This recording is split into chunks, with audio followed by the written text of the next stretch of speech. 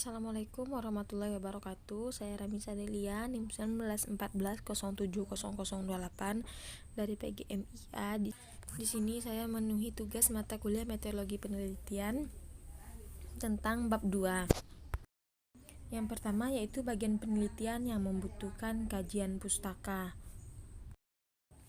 Kajian pustaka kualitatif yaitu gagasan kontrak yang saling bersosialisasi. Yang kedua yang berasosiasi dengan prosposisi. Yang kedua penelitian kualitatif itu teori untuk menjelaskan perilaku. Yang kedua menggunakan perspektif teoritis.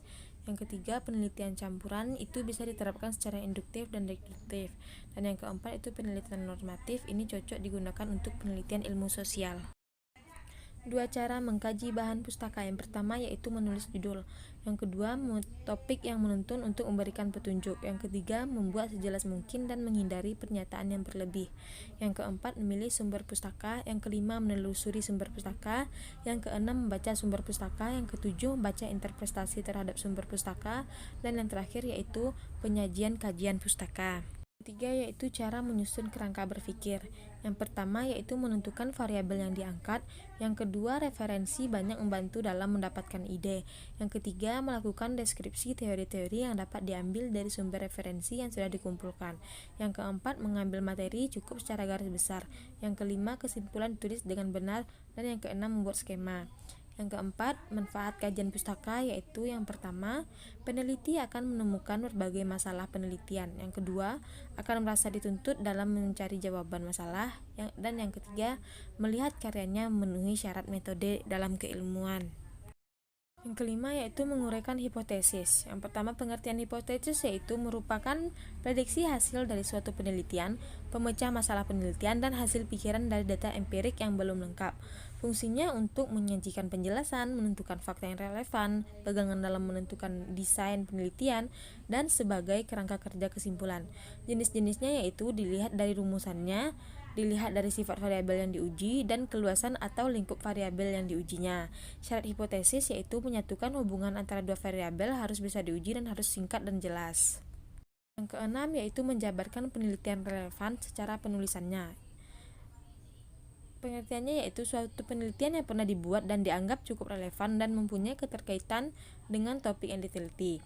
Kegunaan relevan yaitu untuk memenuhi kode etik dalam penelitian ilmiah, menegaskan penelitian, posisi, dan sebagai teori penyusun, pendukung masalah yang terhadap bahasannya. Cara menuliskan penelitian relevan yaitu menghindari plagiarisme. Penelitian bisa dari diri sendiri atau orang lain. Menuliskan footnote ataupun body note. Selanjutnya menjelaskan variabel dan indikator penelitian.